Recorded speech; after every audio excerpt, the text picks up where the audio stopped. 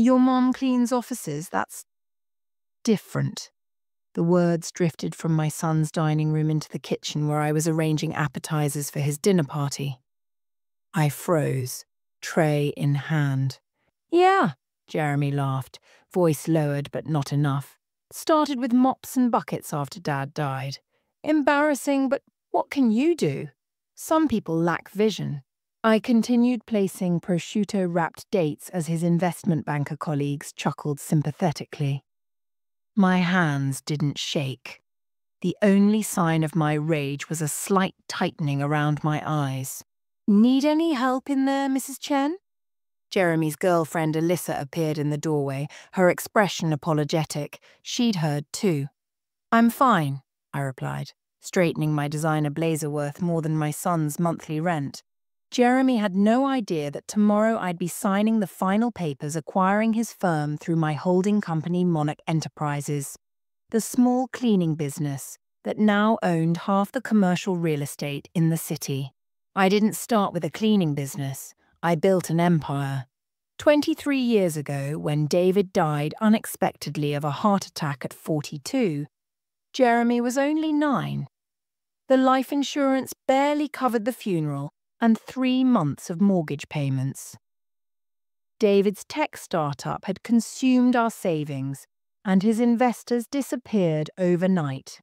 We'll be okay, buddy, I promised Jeremy, tucking him in that first terrible night alone. His small fingers clutched my sleeve. Mum will figure something out. The next morning, I started pristine commercial cleaning with David's old Volvo, industrial supplies purchased on credit and business cards I designed myself. By day, I scrubbed office buildings. By night, I studied business management at community college while Jeremy slept. My mum's a business owner, young Jeremy would proudly tell his friends, helping me organize invoices at our kitchen table. She has 5 employees and everything. I remembered his wide eyes the day I signed the lease on my first office building at 35. This is all yours, Mom? Ours, I'd corrected him, not knowing how prophetic those words would become. While Jeremy attended private school on a scholarship I'd fought tooth and nail for, I was leveraging cleaning contracts into property management deals. When the 2008 financial crisis hit, I purchased distressed commercial properties at bargain prices through my newly formed holding company, Monarch Enterprises. Why call it Monarch? My mentor Gloria had asked during our weekly coffee meeting. Because butterflies transform, I'd replied, signing acquisition papers for my 3rd building. And no one suspects their strength. Jeremy's attitude changed in high school. The first time he introduced me as just my mum instead of my mum, the entrepreneur, to his prep school friends, something shifted between us. The more successful he became, honor society, basketball captain, Ivy League acceptance, the more he seemed to distance himself from my humble beginnings. Maybe don't mention the cleaning part when you visit campus, he suggested during his freshman year at Princeton. Just say you're in commercial real estate. I nodded, swallowing my disappointment while signing the check for his semester abroad in London, funded by the cleaning business he was now embarrassed by. By the time Jeremy graduated with his MBA, I owned 16 commercial properties and had expanded into venture capital, focusing on women-owned businesses. He never asked about my work anymore. Our conversations centered on his career trajectory, his networking connections, his ambitions. Last year, when Lightpath Partners approached me about acquiring Vault Financial, I nearly declined, until I saw Jeremy's name on their analyst team. They're promising talent, my CFO noted. Especially the young gun, Jeremy Chen drives his teams hard, reputation as a closer. That night, I reviewed Jeremy's company emails through our due diligence server. His presentations took credit for ideas we'd discussed during his childhood visits to my office investment strategies I'd explained, while he played with paper clips under my desk. This acquisition stays quiet, I instructed my board. Complete media blackout until after the quarterly meeting. The papers were signed last week. Jeremy's company now belonged to his mother's little cleaning business, a fact he didn't know as he ridiculed me in front of his dinner guests. 23 years of sacrifice and strategy, and my son saw only a woman with a mop. I waited until I was alone in my home office before opening the acquisition papers again. Monarch Enterprises' newest purchase, Volt Financial, gleamed in embossed letters. My son's company. Jeremy had no idea that the mysterious M.E. Holdings that had acquired his firm was actually his mother's cleaning lady. "You're really going through with this?" Gloria asked, setting down her teacup. My former mentor had become my closest friend over decades of business dealings. At 72, she still served on my board, her silver hair now a crown for the woman who taught me everything about surviving in male-dominated industries. "He stole my market integration strategy," I replied, sliding my laptop toward her. "Look familiar?" On screen, Jeremy's latest presentation to Volt Financial's board featured sleek graphics and confident bullet points about embedding financial services within everyday retail environments. Exactly what I'd explained to him years ago while he'd pretended to be bored. "Your son is presenting your ideas as his own," Gloria noted, scrolling through the slides. "Have you checked his other presentations?" I had. For hours after that dinner party, I'd combed through Jeremy's digital footprint, accessing reports through my new ownership privileges. His meteoric rise at Volt made perfect sense now he'd been mining our childhood conversations for gold. The boutique bank concept he won an award for last year. That was from when I explained neighborhood-based microfinancing to him when he was 17. My voice remained steady, even as the betrayal stung anew. "We were driving past that abandoned strip mall in Phoenix. Remember the one I redeveloped?" Gloria's eyes narrowed. "The one you explained could house small business incubators alongside credit unions." Exactly, Jeremy called it revolutionary thinking in his pitch. My phone pinged with an Instagram notification. Jeremy's girlfriend Alyssa had posted again, another photo of my son at some rooftop bar, hashtag our executive lifestyle. The caption read, "When your man's presentation impresses even the CEO, innovation runs in his DNA." If only she knew. "His quarterly presentation to investors is this Thursday," I said, opening my calendar.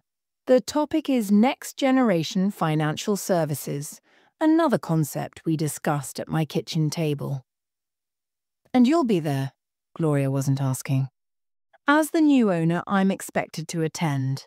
I pulled up the email confirming my attendance as M.E. Holdings representative. The CEO invited me personally. "What's your plan?" Gloria leaned forward. "Dramatic entrance? Public humiliation?" I opened my closet where a charcoal Armani suit hung waiting. Not my usual colourful attire, but perfect for blending in with financial executives. Nothing so theatrical. I'm simply attending as an investor. The schedule gives him 20 minutes to present before Q&A. I smiled slightly. "I'll ask questions that only I would know how to ask." Gloria's laugh filled the room. "You always were methodical." Later that evening, I reviewed Jeremy's employee file. His performance reviews revealed a pattern. Innovative ideas, seemingly out of nowhere, followed by rapid advancement. His colleagues' comments painted another picture. Takes credit for team efforts, dismissive of support staff, talks down to administrative personnel. My phone rang Jeremy's assistant, Marcus. "Mrs. Chen, Jeremy asked me to confirm you're bringing the financial records for his presentation research tomorrow. He said you'd have them ready." "He did he?" I kept my voice neutral. Jeremy had never requested any records. "Yes, he mentioned you'd be dropping them at his apartment." Marcus sounded uncomfortable. He was quite insistent. "I see, tell Jeremy I'll be in touch." After hanging up, I called my driver. "Thomas, change of plans. I need to visit Jeremy's apartment tonight." When I arrived, Alyssa answered the door in surprise. "Mrs. Chen, Jeremy's not home dinner with clients." "Perfect," I replied, walking past her. "I need to check something in his home office." Her eyes widened. I don't think it won't take long. In his meticulously organized home office, I found what I expected folders labeled with my business concepts, complete with my original notes he must have photographed during visits home. Concepts dated back to his childhood, each one carefully repackaged as his own innovation. I took nothing, just photos with my phone. Evidence. On my way out, I passed Alyssa hovering nervously. Everything okay? Tell Jeremy I'm looking forward to his presentation on Thursday, I said, adjusting my designer handbag. I wouldn't miss it for the world. My last stop that night was Vault Financial's building. The security guard recognized me immediately. Mrs. Chen here to check on the cleaning crew again? Just a final inspection before the big meeting, I replied with a smile. He never questioned why the owner of the cleaning company did personal inspections at night. In the boardroom where Jeremy would present, I stood at the head of the table, imagining tomorrow's scene. On the whiteboard, someone had written, Next Gen Financial Innovation, JC. My son's initials, my ideas. I added a small note to the corner of the board. Emmy was here first.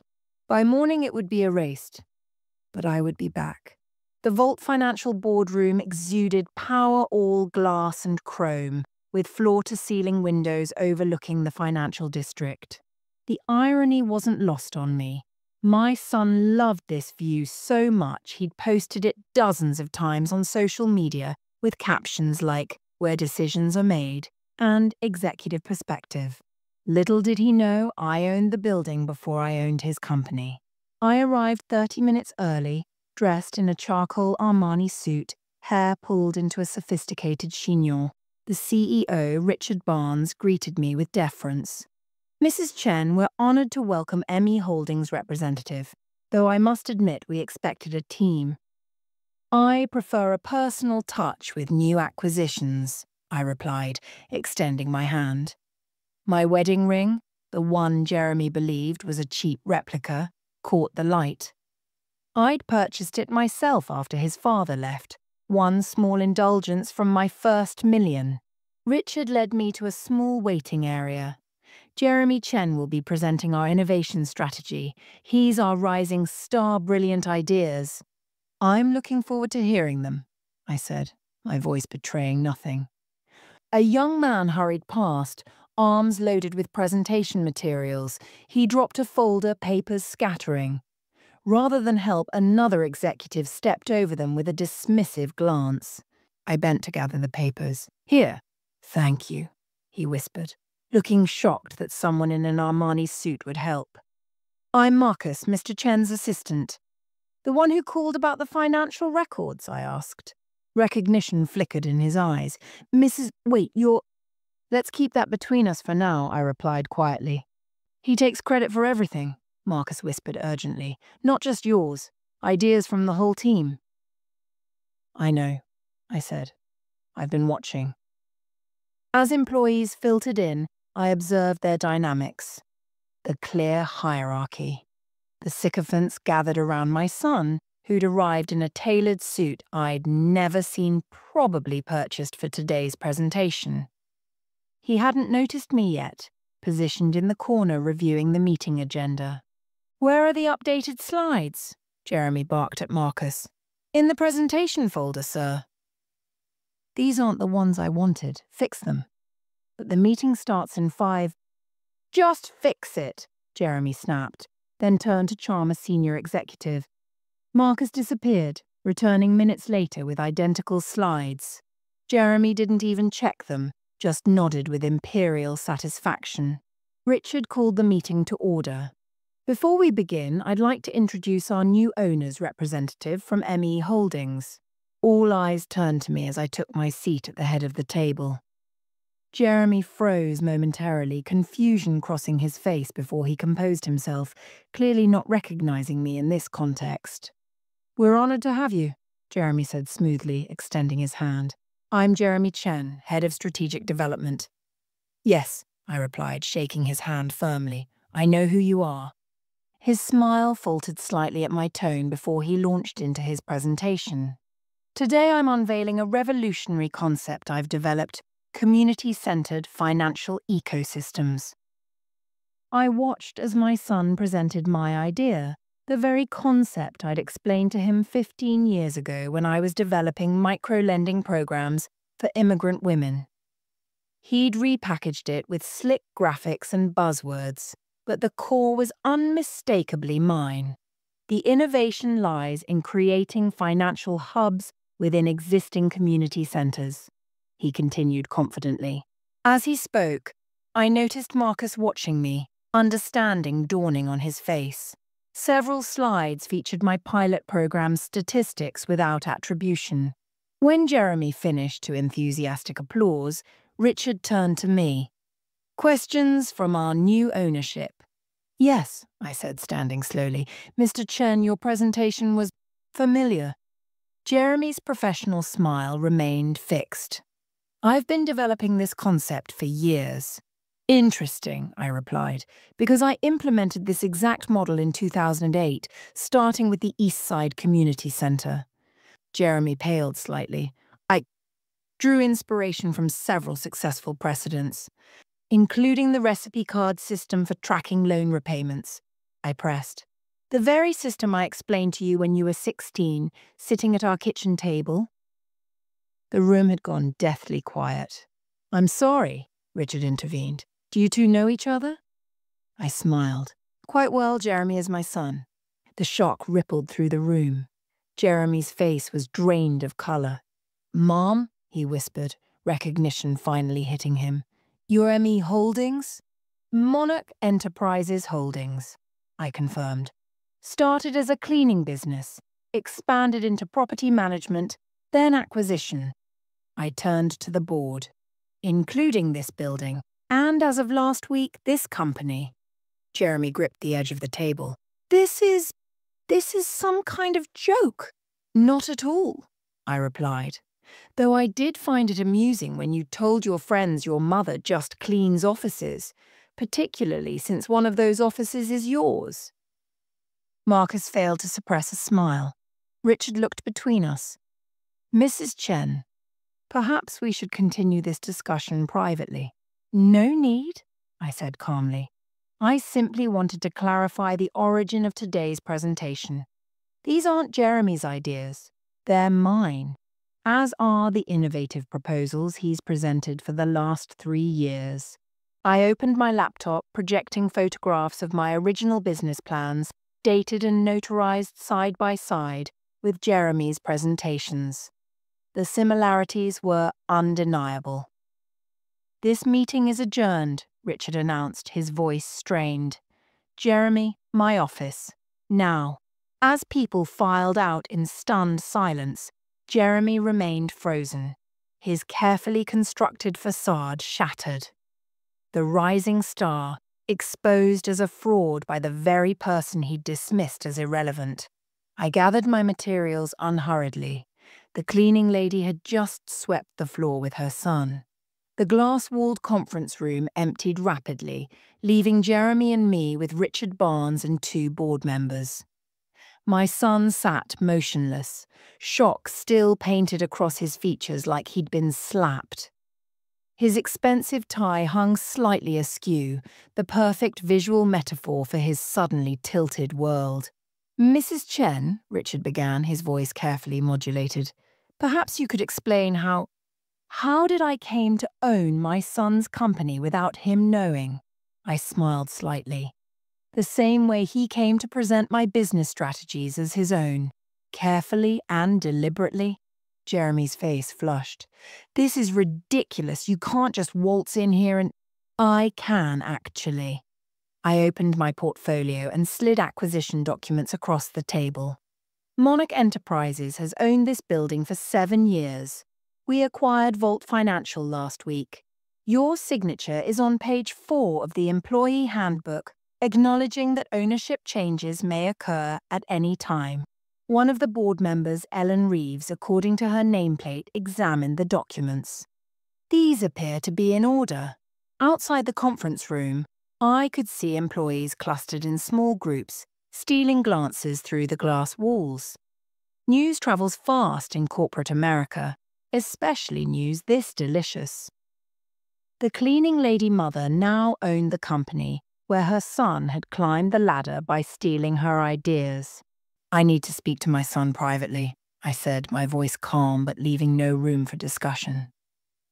Richard nodded. "We'll reconvene in my office at 2. As they filed out, Marcus caught my eye from his desk, giving me the slightest nod of appreciation. I'd have to remember him when restructuring began. The door closed with a soft click that seemed to break Jeremy's paralysis. "Is this your idea of revenge?" he hissed, leaning forward. "Because I made one stupid comment at a dinner party?" I laughed, not cruelly, just with genuine incredulity. "You think this is about one comment?" "Jeremy, you've been mining our conversations for business ideas for years, taking credit for concepts I developed, building your career on my work while simultaneously being embarrassed by me. That's not—" "It is," I interrupted, tapping my phone. "I've documented everything. The microfinancing concept I explained while driving you to basketball practice 10 years ago. The community integration strategy I outlined over Christmas dinner 3 years back. Every single revolutionary idea you've presented was something I shared with you first." His eyes darted to the papers, then back to me. "So what now? You publicly humiliate me, fire me?" "I haven't decided yet." I gathered my materials unhurriedly. "That depends on what happens next." Our conversation was interrupted by a gentle knock. Alyssa stood in the doorway, her expression a mixture of embarrassment and determination. "I'm sorry to interrupt," she said, stepping inside. "Mrs. Chen, could I speak with you?" Jeremy shot to his feet. "Alyssa, now is not the time." "I think it is," she replied, surprising us both with her firmness. "Jeremy, I was there at the dinner party. I heard what you said about your mother." The betrayal on my son's face was palpable. "You're taking her side?" "This isn't about sides."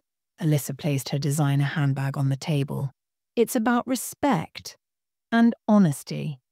She turned to me. "Mrs. Chen, I wanted to apologize for not saying something that night. I felt uncomfortable, but I didn't speak up." I nodded, appreciating her courage now, even if it came late. "Thank you. I had no idea about—" She gestured to the acquisition papers. "Few people did," I replied. "That was intentional." Jeremy's phone began buzzing incessantly. He glanced down, his face paling further.